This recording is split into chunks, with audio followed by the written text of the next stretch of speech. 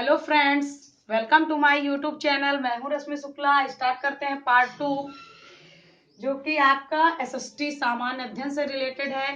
Part 1 में आपने पढ़ा था राजा राम मोहन राय के बारे में, और सेकंड आपने पढ़ा था दयानंद सरस्वती के बारे में, जो कि आपके भारतीय समाज सुधारक हैं। तो भारतीय समाज सुधारक का पार्ट 2 लेकर आए हुए हैं। अभी तक दोस्तों मेरे चैनल को लाइक न किया हो तो लाइक कर दीजिए। अगर पसंद आए वीडियो तो शेयर भी करिए, साथ ही साथ कमेंट भी करिए दोस्तों। और सबसे पहले नोटिफिकेशन पाने के लिए सब्सक्राइब करिए, बेल आइकन पे रेड बटन पे जाके क्लिक करिए और सब्सक्राइब करिए दोस्तों, अगर वीडियो पसंद आ रहे हो आपको तो। सीटेट और टेट और सुपर टेट की क्लासेस पाने के लिए तुरंत ज्वाइन करिए मेरे यूट्यूब चैनल को दोस्तों। तो स्टार्ट करते हैं बिना टाइम गंवाए। भारतीय समाज सुधारक पार्ट 2। पार्ट 1 आपने ना देखा हो तो आप वीडियो के डिस्क्रिप्शन में लिंक है, उस पर आप जाके देख सकते हैं। तो स्टार्ट करते हैं दोस्तों। स्वामी विवेकानंद, जो कि 4 आपको पढ़ना है। आपने 3 समाज सुधारक पढ़ चुके हैं, 3 समाज सुधारक पढ़ चुके हैं आप। भारतीय समाज सुधारक में से 3 पढ़ चुके हैं, राजा राम मोहन राय के बारे में, दयानंद सरस्वती के बारे में, और आपका 3rd आपने ईश्वर चंद्र विद्यासागर के बारे में। तो स्टार्ट करते हैं 4 स्वामी विवेकानंद। तो जन्म कब हुआ इनका, इसके बारे में चर्चा करते हैं। तो आप एक सिस्टम से याद करेंगे तो आपको आसानी से लर्न हो जाएगा ग्राफ के माध्यम से दोस्तों। तो स्टार्ट करते हैं। स्वामी विवेकानंद जो कि एक भारतीय समाज सुधारक थे, और इनका जन्म कब हुआ था, तो स्वामी विवेकानंद का जन्म 12 जनवरी 1863 ईस्वी को हुआ था। कब हुआ था? 12 जनवरी 1863 ईस्वी में हुआ था। कब हुआ था? 12 जनवरी 1863 ईस्वी में हुआ था। स्थान कौन सा था? कलकत्ता। स्वामी विवेकानंद का जन्म कब हुआ था? 12 जनवरी 1863 ईस्वी में। कहाँ पे? कलकत्ता नामक स्थान पर हुआ था। फिर आपका बचपन का क्या नाम है? स्वामी विवेकानंद जी के बचपन का नाम था नरेंद्र दास। वेरी इंपॉर्टेंट है, सुपर टेट की दृष्टि से वेरी इंपॉर्टेंट है। आपको सुपर टेट या सी टेट या टेट की प्रिपरेशन करनी है, रीट की, एमपी टेट, किसी भी टेट, किसी भी स्टेट के, तो आप तुरंत ज्वाइन कर सकते हैं मेरा यूट्यूब चैनल दोस्तों। और आपका एसएसटी ऐसा टॉपिक है जो सबके लिए इम्पोर्टेंट है। तो एसएसटी में आप बहुत अच्छा स्कोर करने के लिए, क्योंकि एसएसटी के मार्क्स आपके 10 मार्क्स का आता है एसएसटी, तो आपका 10 मार्क्स में आपको गेन करने होंगे 10 मार्क्स सुपर टेट में। और सामान्य अध्ययन के साथ साथ पर्यावरण अध्ययन भी इसमें पूछा जाता है। तो इसमें टोटल मार्क्स आपके 40 मार्क्स का जीएस से रिलेटेड आता है, तो जीएस आपको स्ट्रॉन्ग करनी होगी। तो एसएसटी में आपको पढ़ना होगा भारतीय समाज सुधारक, जो कि इंपॉर्टेंट है, 1-2 नंबर दिलाता है। तो बचपन का नाम क्या था? नरेंद्र नाथ था। किसके? स्वामी विवेकानंद के। नेक्स्ट पॉइंट देखते हैं। इनको वेदांत के विख्यात और प्रभावशाली आध्यात्मिक गुरु माना जाता था। जो इन्होंने वेद का, इनको बहुत अच्छा ज्ञान होने के कारण ये विख्यात थे, वेदांत के विख्यात माने जाते थे, और एक प्रभावशाली आध्यात्मिक गुरु, क्योंकि इन्होंने आध्यात्मिक रूप से बहुत सारे कार्य किए और आध्यात्मिकता इन्होंने हासिल की, इसलिए इन्हें आध्यात्मिक गुरु कहा जाता है। किसको? स्वामी विवेकानंद जी को आध्यात्मिक गुरु भी कहा जाता है। 1893 ईस्वी में ये कहाँ पे गए थे? बहुत इंपॉर्टेंट, ये क्वेश्चन आपके वनडे एग्जाम में भी पूछा जाता है, कोई भी एग्जाम की प्रिपरेशन कर रहे हैं तो पूछा जाता है। तो सुपर टेट की दृष्टि 1893 ईस्वी में अमेरिका के शिकागो शहर में इन्होंने विश्व धर्म सभा में प्रतिनिधित्व किया था। भारत की ओर से विश्व धर्म सभा में प्रतिनिधित्व किया था स्वामी विवेकानंद जी ने। और सनातन धर्म की ओर से, सनातन धर्म को अपनाते हुए अमेरिका में 1893 ईस्वी को शिकागो शहर में विश्व धर्म सभा में भारत की ओर से प्रतिनिधित्व किया था। तो इन्होंने भाग लिया था भारत की ओर से शिकागो सम्मेलन में, यानी विश्व धर्म सभा जो थी उसमें भाग लिया था, और सनातन धर्म का प्रचार प्रसार करने के लिए उसमें भाग लिया था। तो अब इसमें ये हुआ था कि अब इसकी स्टोरी आप सुनना चाहते होंगे कि क्या हुआ था इस विश्व धर्म सभा में।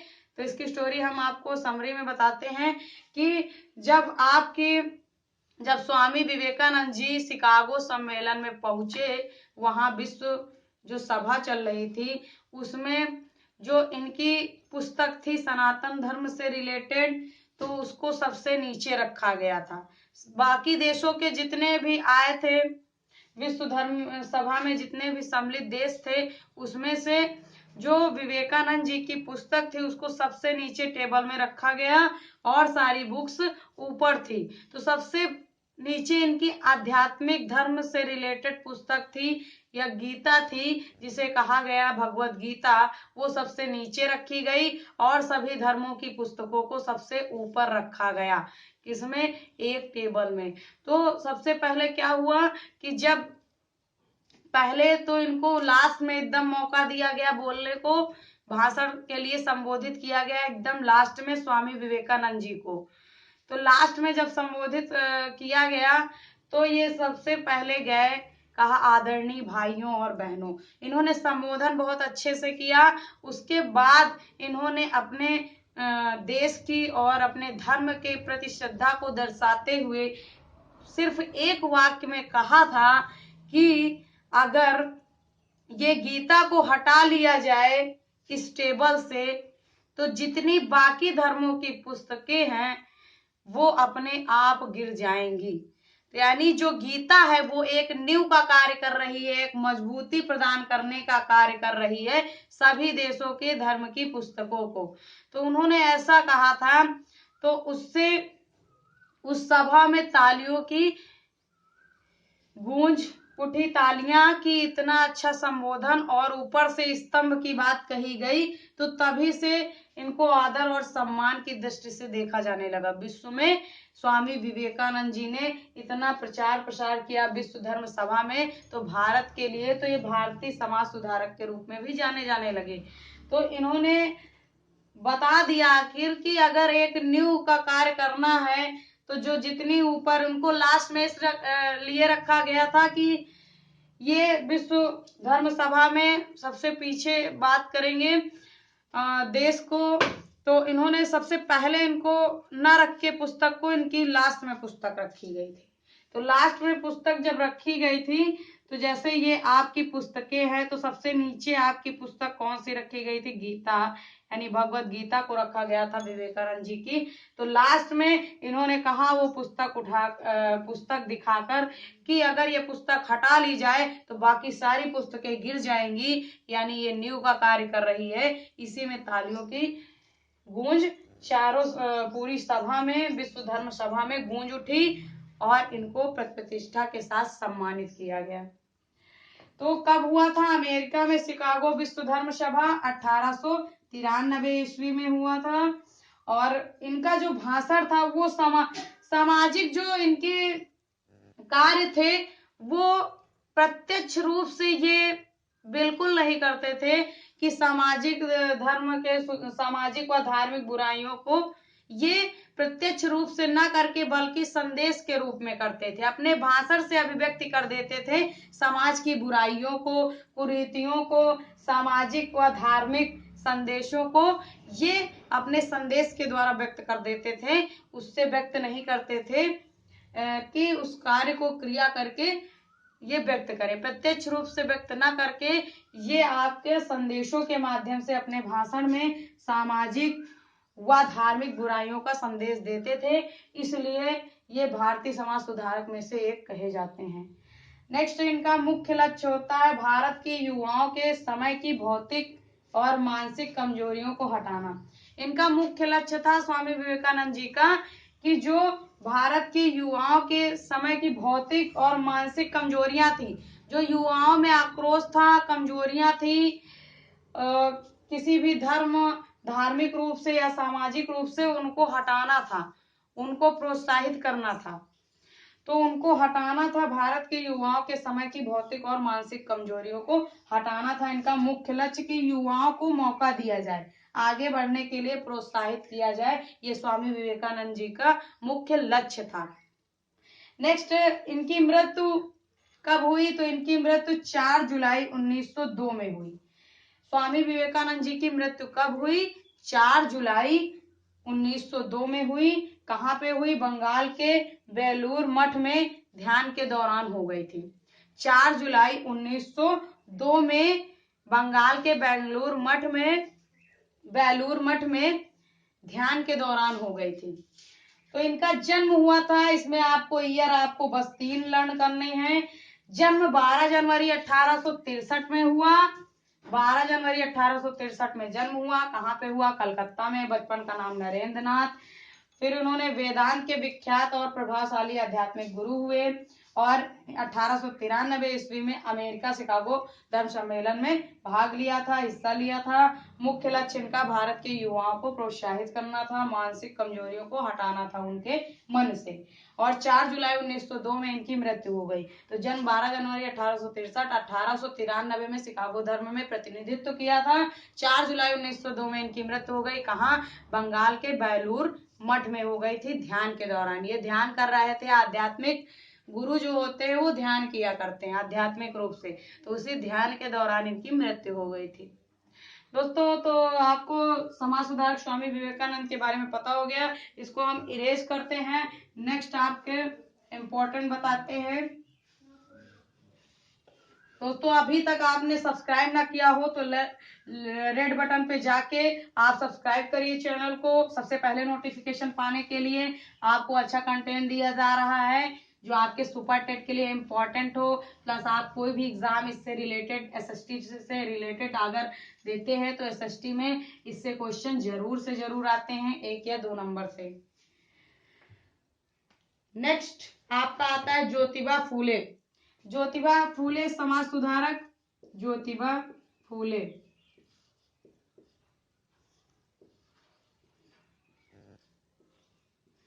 ज्योतिबा फूले ये भी एक समाज सुधारक थी। तो इनके बारे में थोड़ा सा प्रकाश डालते हैं इंपॉर्टेंट पॉइंट की ओर से। ज्योतिबा फूले, इनका पूरा नाम था ज्योतिबा गोविंद राव फूले था। क्या था? ज्योतिबा गोविंद राव फूले। इनका पूरा नाम अगर कहा जाए तो ज्योतिबा गोविंद राव फूले। गोविंद राव फूले इनका पूरा नाम था ज्योतिबा गोविंद राव फूले। और इनका जन्म किस ईयर हुआ था इसके बारे में प्रकाश डालते हैं। इनका जन्म हुआ था 11 अप्रैल 1827 में। 11 अप्रैल 1827 में महाराष्ट्र में। कहाँ पे हुआ था? महाराष्ट्र के सतारा में। महाराष्ट्र के सतारा में हुआ था।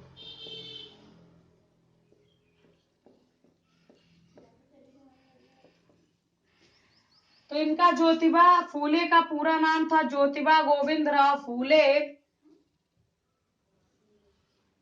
आप 1-2 बार वीडियो को देखेंगे तो आपको अच्छे से लर्न हो जाएगा। अच्छे से आपको क्या हो जाएगा? लर्न हो जाएगा। तो इनका पूरा नाम क्या था? ज्योतिबा गोविंद राव फूले था। जन्म कब हुआ था? 11 अप्रैल 1827 में। कहाँ पे हुआ था? महाराष्ट्र के सतारा में। कहाँ पे हुआ था? महाराष्ट्र के सतारा में हुआ था। 12 वर्ष की उम्र में उनका विवाह सावित्रीबाई फूले से हुआ। जब ये 12 वर्ष के थे तब इनका विवाह हुआ था सावित्रीबाई फूले से। सावित्रीबाई फूले से हुआ था। अब ज्योतिबा फूले नाम से लग रहा होगा कि ये क्या थे? समाज सुधारक थे। और इनकी पत्नी का क्या नाम था? इनका विवाह 12 वर्ष की उम्र में हो गया था। और इनकी पत्नी का क्या नाम था? सावित्रीबाई फूले। सावित्रीबाई फूले। इनकी पत्नी का नाम था सावित्रीबाई फूले था। फिर इनका थॉमस पैने के द्वारा लिखी गई पुस्तक पुरुषों के अधिकार ने इनको सामाजिक बुराइयों के खिलाफ आंदोलन करने के लिए आगे बढ़ाया। जो थॉमस पैने की पुस्तक थी उससे इनको प्रोत्साहन मिला। थॉमस पैने की जो पुस्तक थी, थॉमस पैने की जो पुस्तक थी उससे इनको प्रोत्साहन मिला। इसको सावित्रीबाई फुले के कौन से पुरुषों के अधिकार, पुरुषों के अधिकार।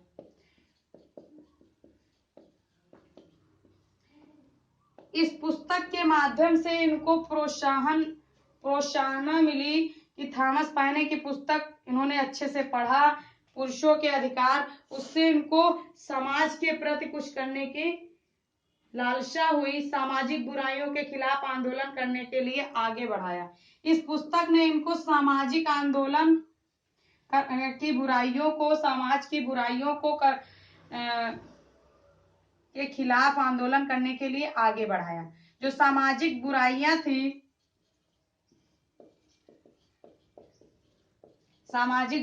थी, उनको दूर करने के लिए इन्होंने इस पुस्तक के माध्यम से प्रेरित हुए और पुरुषों के अधिकार को पढ़ा, जिससे जो समाज में बुराइयां थी उनको हटाने के लिए, खिलाफ आंदोलन करने के लिए आगे बढ़ाया। जो सामाजिक बुराइयां थी उनको खत्म करने के लिए ये आगे बढ़े और इनको प्रोत्साहन कहाँ से मिली, थॉमस पाइने की पुस्तक पुरुषों के अधिकार से सामाजिक बुराइयों का अंत करने के लिए ये आगे आए ज्योतिबा फूले।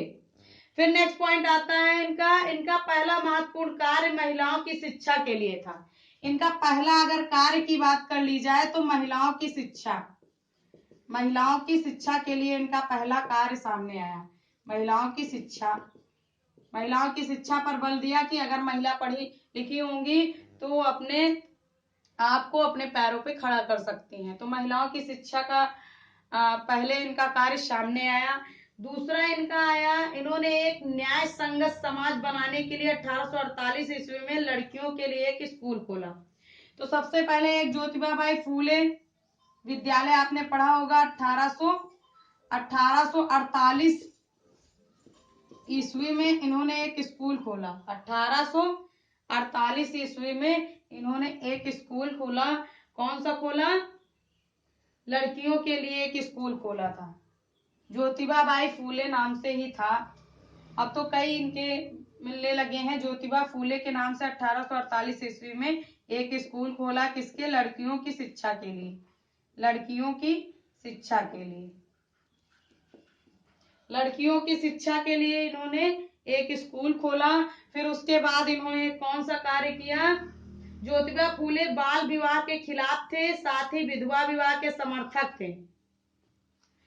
जो बाल विवाह के खिलाफ थे, ये जो छोटे में विवाह हो जाते थे, बाल विवाह, उसके खिलाफ थे। इस पे भी इन्होंने सामाजिक बुराइयों को अंत करने का प्रयास किया। और विधवा विवाह के समर्थक थे, क्योंकि भाई विधवाएं जिंदा जलाई जा रही थी पहले के उसमें, तो उसके ये समर्थक थे कि विधवा का विवाह फिर से हो जाए, पुनर्विवाह, उसके ये समर्थक थे। और जो छोटे में यानी बाल विवाह होता था उसके ये खिलाफ थे। अगला पॉइंट आपका आता है इनका,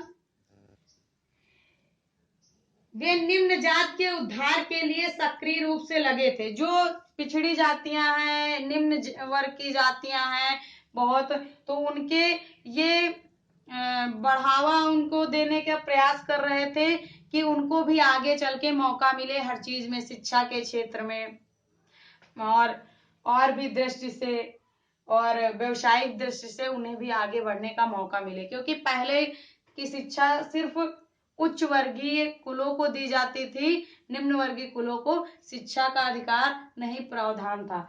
तो इस प्रावधान को भी आगे बढ़ाया कि सभी को समान अवसर मिले, वो किसी भी जाति या धर्म से संबंधित हो, सभी को समान अवसर मिलना चाहिए शिक्षा के क्षेत्र में। तो इसका भी प्रचार प्रसार किया ज्योतिबा फूले ने निम्न वर्ग को आगे लाकर। और इन्होंने निम्न जाति और अस्पृश्यों को ऊपर उठाने के लिए 24 सितंबर 1873 को सत्य शोधक समाज की स्थापना की।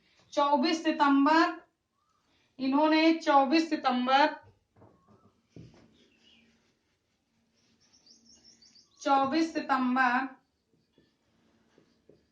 1873 में सत्य शोधक समाज की स्थापना की। सत्य शोधक, ये बहुत पूछा जाता है, इंपॉर्टेंट क्वेश्चन है। सत्यशोधक समाज की स्थापना की। ये पूछा जाता है सत्यशोधक समाज की स्थापना किसने की, तो सत्यशोधक समाज की स्थापना ज्योतिबा फूले ने सत्यशोधक समाज की स्थापना की। कब की, तो 24 सितंबर 1873 में सत्यशोधक समाज की स्थापना की। किसने, ज्योतिबा बाई फूले ने। ज्योतिबा गोविंद राव फूले भी इन्हें कहा जाता है। तो 24 सितंबर 1873 में सत्यशोधक समाज की स्थापना की किसने, ज्योतिबा फूले ने। और फिर इन्होंने कौन सा कार्य किया, इन्होंने कार्य किया 18 नवंबर 1890 में 63 वर्ष की उम्र में इनकी मृत्यु हो गई। 18 नवंबर 1890, 18 याद रखेंगे, याद हो जाएगा। 18 नवंबर 1890 में इनकी मृत्यु हो गई। 63 वर्ष के मात्र हुए, तो 63 वर्ष में इनकी मृत्यु हो गई। 63 वर्ष में इनकी मृत्यु हो गई। तो आपको समझ में आया होगा टॉपिक। अब इनका पहले फिर से स्टार्ट करते हैं ज्योतिबा फूले के बारे में एक बार रिवीजन। पूरा नाम इनका ज्योतिबा गोविंद राव फूले था। इनका जन्म 11 अप्रैल 1827 में हुआ था। ज्योतिबा फूले का जन्म कब हुआ था, 11 अप्रैल 1827 में हुआ था। कहाँ, महाराष्ट्र के सतारा में हुआ था। महाराष्ट्र के सतारा में हुआ था। 12 वर्ष की उम्र में इनका विवाह सावित्री बाई फूले से हुआ था। फिर इन्होंने क्या किया था, 1848 में लड़कियों के लिए विद्यालय की स्थापना की थी। और ये बाल विवाह के खिलाफ थे, विधवा विवाह के समर्थक थे। और इन्होंने महिलाओं की शिक्षा के लिए बहुत सारे प्रयास किए। और 18 नवंबर 1890 में इनकी मृत्यु, जब ये 63 वर्ष के हो गए तो इनकी मृत्यु हो गई। और इन्होंने 24 सितंबर 1873 में सत्यशोधक समाज की स्थापना की। तो सत्यशोधक समाज की स्थापना किसने की, ज्योतिबा फूले ने। कब किया, 24 सितंबर 1873 में। 24 सितंबर 1873 में इन्होंने सत्यशोधक समाज की स्थापना की। तो आपको अच्छे से समझ में आ रहा होगा दोस्तों। नेक्स्ट आपका देखते हैं, वेरी इंपॉर्टेंट,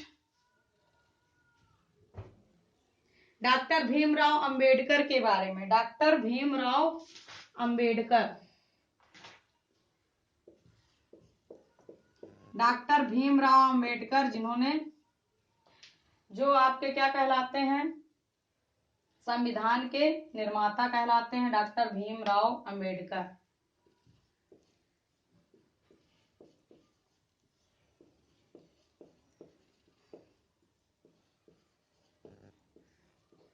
डॉक्टर भीमराव भी एक समाज सुधारक के रूप में थे। डॉक्टर भीमराव अंबेडकर, इनके बारे में चर्चा करते हैं, डॉक्टर भीमराव अंबेडकर दोस्तों। तो अगर आपको समझ में आ रहा हो दोस्तों, जरूर लाइक करिए, अगर पसंद आ रहा हो शेयर भी करिए, कमेंट भी करिए, साथ ही साथ सब्सक्राइब कर लीजिए। बेल आइकन पे जाके आपको सीटेट की क्लास पूरे वीडियो में प्रोवाइड कर दी जाएगी, टेट की क्लास भी प्रोवाइड कर दी जाएगी। आप वीडियो को देख सकते हैं प्लेलिस्ट में जाके, टेट का और सीटेट का प्लस सुपर टेट के सारे वीडियोज आप देखेंगे तो आपको खुद समझ में आएगा कैसे आपके एग्जाम में क्वेश्चन बनते हैं और पूछे जाते हैं। डॉक्टर भीमराव अंबेडकर, इनके बारे में चर्चा करते हैं। तो अंबेडकर का जन्म ब्रिटिश भारत के मध्य प्रांत मध्य प्रदेश में स्थित महू में हुआ था। इनका जन्म कहाँ हुआ था, मध्य प्रदेश यानी एमपी के महू में हुआ था। एमपी के कहाँ हुआ था, महू में हुआ था। ये बाबा साहेब के नाम से भी प्रसिद्ध थे। भाई इनको कहा जाता है बाबा साहब, ये बाबा साहब के नाम से भी प्रसिद्ध हैं। बाबा साहब कौन, बाबा साहब भीमराव अंबेडकर जी, ये इस नाम से भी प्रसिद्ध हैं। बाबा साहेब का संबंध किससे था, कथिक महार जाति से था। इनका संबंध किससे था, कथिक महार जाति से, महार जाति से इनका संबंध था। कथिक महार जाति से इनका संबंध था बाबा साहब जी का। इनके पिता का नाम रामजी मालोजी सेना में एक सूबेदार थे और माँ भीमाबाई एक गृहिणी थी। इनके पिता का नाम था रामजी मालोजी, इनके पिता का नाम था रामजी मालोजी। रामजी मालोजी, ये एक सेना में सूबेदार थे। कौन थे? सूबेदार थे। एक सेना में ये सूबेदार थे। इनके पिता का नाम था रामजी मालोजी, सूबेदार थे, और इनकी माता का नाम था भीमा बाई। इनकी माता का क्या नाम था? भीमा बाई था। क्या नाम था इनकी माता का? भीमा बाई था, जो कि गृहिणी थी। माता का नाम भीमा बाई था। क्या थी ये? गृहिणी थी। पिता सूबेदार थे रामजी मालोजी, माता भीमा बाई थी, गृहिणी थी जो कि। नेक्स्ट आपका पॉइंट आता है, बाबा साहेब का संबंध कथित महार जात से था, बता ही दिया, जिनसे अस्पृश्यों की भांति व्यवहार किया जाता था। तो ये एक कथित महार जाति से इनका संबंध था, और इनको अस्पृश्यों की भांति, मतलब कोई छूता उता नहीं था, वैसा व्यवहार किया जाता था। एक निम्न वर्गीय परिवार से थे, तो इनका अस्पृश्यता का व्यवहार किया जाता था। अस्पृश्यता का व्यवहार के कारण ये बहुत चिंतित हुए कि मेरे साथ ऐसा भेदभाव क्यों किया जा रहा है, लोग क्यों कर रहे हैं। तो इनके साथ अस्पृश्यता का व्यवहार किया जाता था। तो इन्होंने क्या किया? अस्पृश्यों के अधिकारों के लिए लड़ना था। इन्होंने कहा अब इसके खिलाफ हम लड़ेंगे कि ऐसा क्यों किया जा रहा। अस्पृश्यों के अधिकार के लिए इन्होंने लड़ाई प्रारंभ कर दी। फिर इन्होंने भारत सरकार अधिनियम 1919 के तहत अस्पृश्यों के लिए पृथक निर्वाचन की मांग की। 1919 में इन्होंने पृथक निर्वाचन की मांग की। पृथक निर्वाचन की मांग की। जब भारत के अगर देखा जाए सरकार अधिनियम, भारत सरकार अधिनियम 1919 में, भारत सरकार अधिनियम, भारत सरकार अधिनियम 1919 में पृथक निर्वाचन की मांग की। किसने? डॉक्टर भीमराव अंबेडकर जी ने कहा कि हम पृथक निर्वाचन के तहत अस्पृश्यों के लिए पृथक निर्वाचन की मांग की। जितने भी पृथक निर्वाचन की मांग की, जितने भी अस्पृश्य थे उनके लिए पृथक निर्वाचन की मांग की। जितने अस्पृश्य हैं, जिनको छुआ नहीं जा रहा है, भेदभाव किया जा रहा है, उनके लिए पृथक निर्वाचन की मांग की कि अगर भारत सरकार अधिनियम 1919 के तहत अस्पृश्यों के लिए पृथक निर्वाचन, जितने भी अस्पृश्य थे उनके लिए पृथक निर्वाचन की मांग की। उनके लिए अस्पृश्यों के लिए पृथक निर्वाचन की मांग कब की? भारत सरकार अधिनियम 1919 में अस्पृश्यों के लिए पृथक निर्वाचन की बात की। फिर उसके बाद इन्होंने अस्पृश्यों के बीच सामाजिक राजनीतिक जागरूकता उत्पन्न करने के लिए उद्देश्य से 20 जुलाई 1924 को इन्होंने बंबई में बहिष्कृत हितकारिणी सभा की स्थापना की। कब किया? 20 जुलाई 1924। 20 जुलाई 1924 में इन्होंने क्या किया?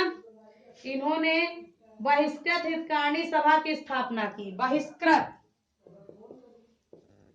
बहिष्कृत हितकारिणी सभा की स्थापना की। हितकारिणी सभा की स्थापना की। किसकी की? हितकारिणी सभा की स्थापना की। थोड़ा मार्कर अभी डाल लू थोड़ा। 20 जुलाई 1924 में बहिष्कृत हितकारिणी सभा की स्थापना की डॉक्टर भीमराव अंबेडकर जी ने। कब किया? 20 जुलाई 1924 में बहिष्कृत यानी बहिष्कार किया। हितकारिणी सभा की जो स्थापना की उसमें बहिष्कार किया जा रहा था, जिन लोगों ने उन्हें अस्पृश्यता को बढ़ावा दिया था, उनके प्रति बहिष्कृत हितकारिणी सभा की स्थापना की। जागरूकता उत्पन्न करने के लिए, जो सामाजिक राजनीतिक थी उनके लिए जागरूकता को स्पष्ट करने के लिए, सामाजिक और राजनीतिक जागरूकता को बढ़ावा देने के लिए बहिष्कृत हितकारिणी सभा की स्थापना 20 जुलाई 1924 में किया। बहिष्कृत हितकारिणी सभा की स्थापना 20 जुलाई 1924 में किया, जो सामाजिक और राजनीतिक जागरूकता को बढ़ावा देने के लिए। नेक्स्ट पॉइंट आता है इनका, इनकी 6 दिसंबर 1956 को 65 वर्ष की उम्र में मृत्यु हो गई। मरणोपरांत 1990 में भारत रत्न दिया गया। 6 दिसंबर 1956 को इनकी मृत्यु कब हुई? 6 दिसंबर इनकी मृत्यु हुई 6 दिसंबर 1956 में इनकी मृत्यु हो गई। कितने साल के? 65 साल में। 6 दिसंबर 1956 में मृत्यु हुई। मात्र कितने वर्ष के थे? 65 वर्ष के थे तब इनकी मृत्यु हो गई। और इन्हें भारत रत्न कब दिया गया? 1990 में दिया गया। इनकी मृत्यु हो गई 6 दिसंबर 1956 में, मात्र 65 वर्ष की उम्र में इनको भारत रत्न दिया गया। भारत रत्न कब दिया गया? 1990 में इन्हें भारत रत्न से सम्मानित किया गया। जब संविधान के बारे में चर्चा हुई तो इनका नाम सबसे पहले लिया गया और इनको भारत रत्न मरणोपरांत 1990 में दिया गया।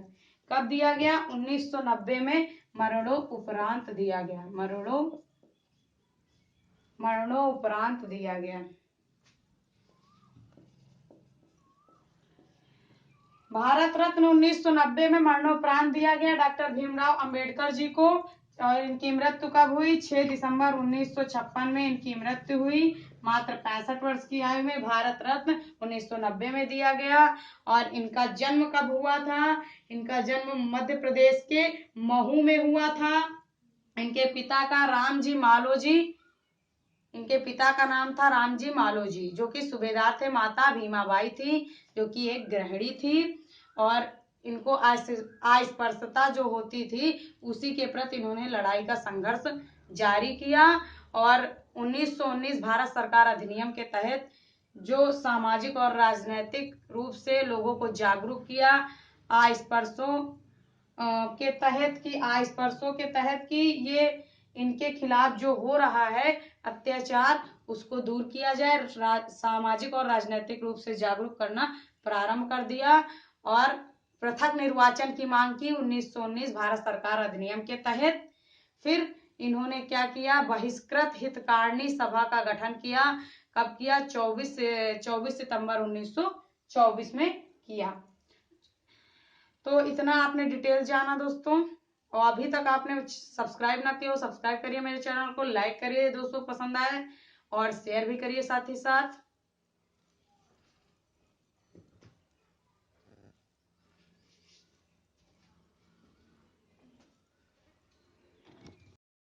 सागर जी का जन्म कब हुआ? 26 सितंबर 1820।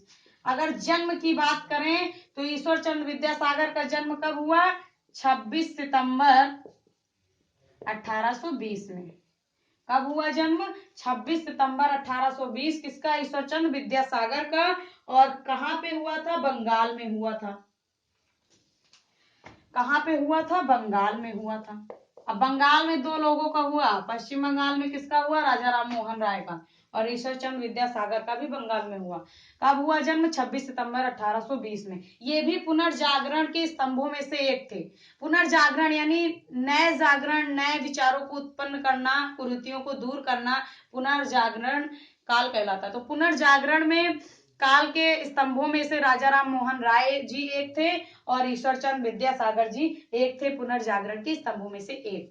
और इसमें देखते हैं अगला पॉइंट, इनके बचपन का नाम ईश्वर चंद्र बंदोपाध्याय था। बचपन का नाम इनका देख लेते हैं। बचपन का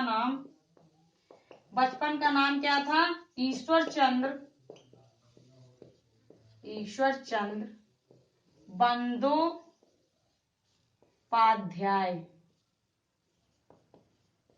ईश्वर चंद्र बंदोपाध्याय था। क्या था? बंदोपाध्याय था। इनके बचपन का नाम विद्यासागर का पड़ा, ये कहानी अभी आपको बताएंगे ये स्टोरी। ईश्वर चंद्र विद्यासागर का जन्म 26 सितंबर 1820 बंगाल में हुआ था। बचपन का नाम इनके था ईश्वर चंद्र बंदोपाध्याय। बचपन का क्या नाम था? ईश्वर चंद्र बंदोपाध्याय। और अगला पॉइंट देखते हैं, इनका मोस्ट इम्पोर्टेंट, इनकी विद्वता के कारण इन्हें विद्यासागर कहने लगे। इनकी उपाधि इनकी विद्वता के कारण, ये बहुत विद्वान प्रकृति के थे।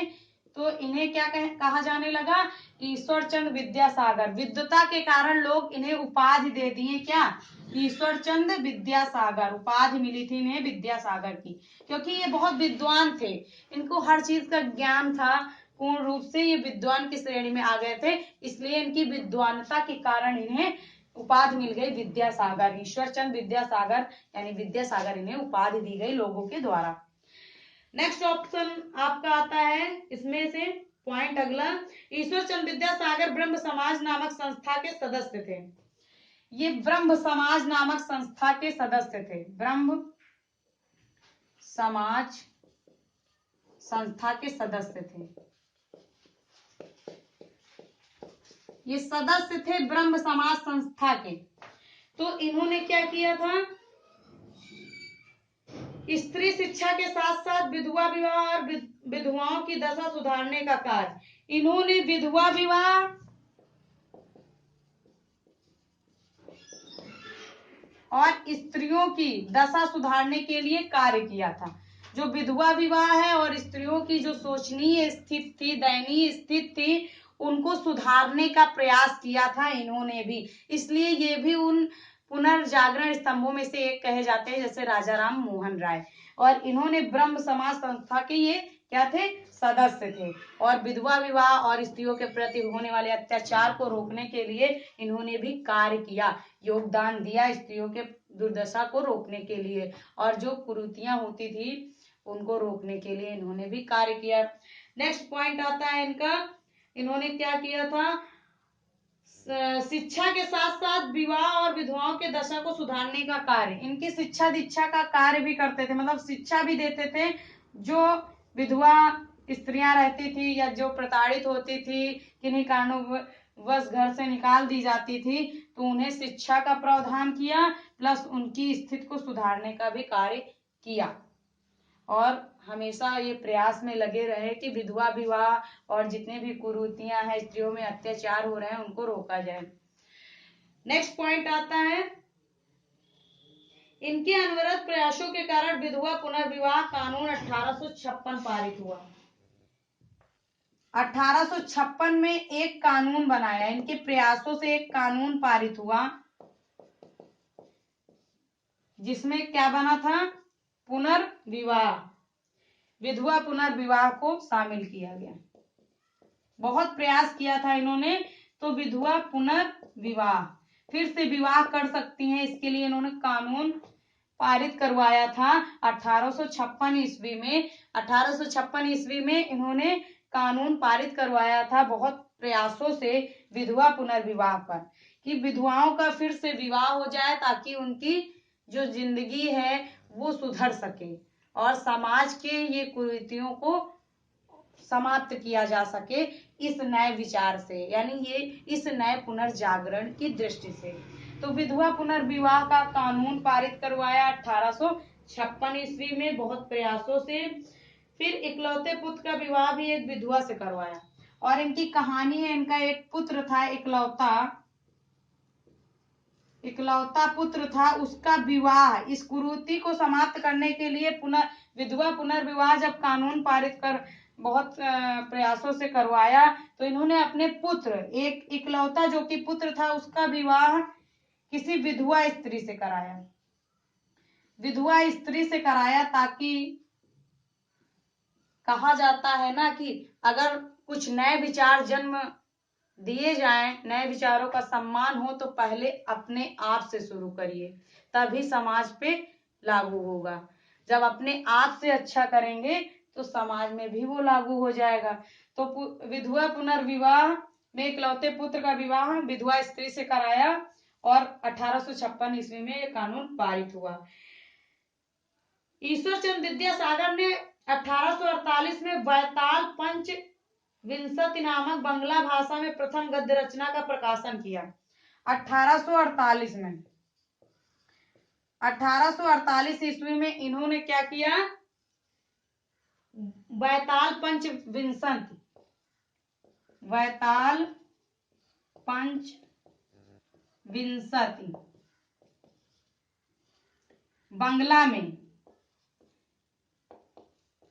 बंगला भाषा में करवाया। 1848 ईस्वी में इन्होंने एक पुस्तक रचना की, बैताल पंचविंशति, बंगला भाषा में। बंगला भाषा में गद्य रचना की का प्रकाशन किया। प्रथम गद्य रचना इनकी थी बैताल पंचविंशति, प्रथम गद्य रचना। और इसको किस भाषा में करवाया? बंगला भाषा में। तो 1848 ईस्वी में ईश्वर चंद्र विद्यासागर की बैताल पंचविंशति बंगला भाषा में प्रथम गद्य रचना थी। नेक्स्ट, इनका निधन 29 जुलाई 1891 में कोलकाता में है। इनका निधन 29 जुलाई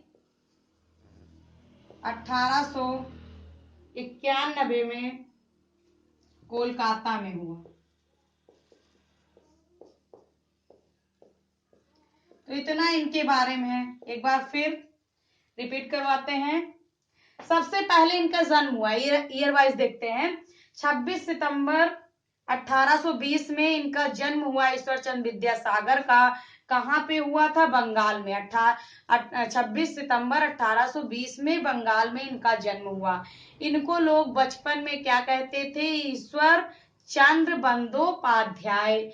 और इन्होंने किस पे कार्य किया? विधवाओं की दुर्दशाओं पर और विधवा के जो अत्याचार होते थे उनपे इन्होंने विधवा विवाह पर कार्य किया। और ये कहाँ? ब्रह्म समाज संस्था के एक सदस्य के रूप में थे। फिर इन्होंने 1856 ईस्वी में एक कानून पारित करवाया, विधवा पुनर्विवाह, जिसमें इन्होंने खुद अपने इकलौते पुत्र का विवाह विधवा से करवाया। फिर 1848 सबसे पहले, यानी 1820 के बाद 1848 ईस्वी में इन्होंने बैताल पंचविंशति एक गद्य रचना की, जो कि किसमें की? बंगला भाषा में इन्होंने बैताल पंचविंशति एक रचना की 1848 में। फिर इन्होंने 1856 में कानून पारित किया था विधवा पुनर्विवाह का। और इनका निधन कब हुआ? 29 जुलाई 1891 में। ईश्वर चंद्र विद्यासागर का निधन कब हुआ था? 29 जुलाई 1891 में ईश्वर चंद्र विद्यासागर का निधन हुआ। तो आपको अच्छे से समझ में आ गया होगा। 1 ईयर 2 3 यानी 4 ईयर आपको लर्न करने हैं ईश्वर चंद्र विद्यासागर में। तो 1820 में बंगाल में ईश्वर चंद्र विद्यासागर का जन्म हुआ। 1848 में गद्य रचना की बैताल पंचविंशति एक प्रथम गद्य रचना की बंगला भाषा में। 1856 में कानून पारित करवाया विधवा पुनर्विवाह। और इनकी मृत्यु 1891 ईस्वी में कोलकाता में हो गई, इनकी निधन। और डेट कौन सी थी? 29 जुलाई, याद रखिएगा। 29 जुलाई 1891 में इनका निधन कोलकाता में हो गया। तो ऑप्शन यानी थर्ड समाज सुधारक भी आपको समझ में आया होगा। अब नेक्स्ट समाज सुधारक की बात करते हैं, स्वामी विवेकानंद। स्वामी विवेकानंद के बारे में भी हम, क्योंकि इसमें आपको 3 डेली का अगर टॉपिक दिया जाए तभी आपको ज्यादा समझ में आएगा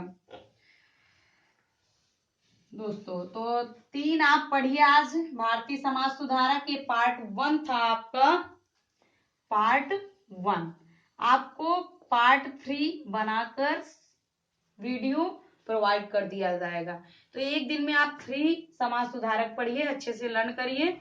फिर नेक्स्ट वीडियो हम कल लाते हैं पार्ट 2 का, जिसमें 3 समाज सुधारक कल हो जाएंगे और फिर अगले दिन 3 समाज सुधारक हो जाएंगे। इस तरह के 10 समाज सुधारक के बारे में आप पढ़ लेंगे। फिर एक्सरसाइज कंप्लीटली सॉल्व कराएंगे कि किस टाइप के क्वेश्चन इससे बनते हैं, वो एक्सरसाइज हम सॉल्व कराएंगे दोस्तों। तो अगर आपको समझ में आ रहा हो तो मेरे चैनल को सब्सक्राइब करिए, लाइक करिए दोस्तों, शेयर भी करिए साथ ही साथ। और मेरे जितने भी नोटिफिकेशन आपको पाना है तो आप बेल आइकन को भी प्रेस कर दीजिए सब्सक्राइब के साथ साथ। और CTET, plus TET, super TET and other one day exam for preparation join me my YouTube channel दोस्तों। मिलते हैं नेक्स्ट वीडियो में, तब तक के लिए नमस्कार दोस्तों।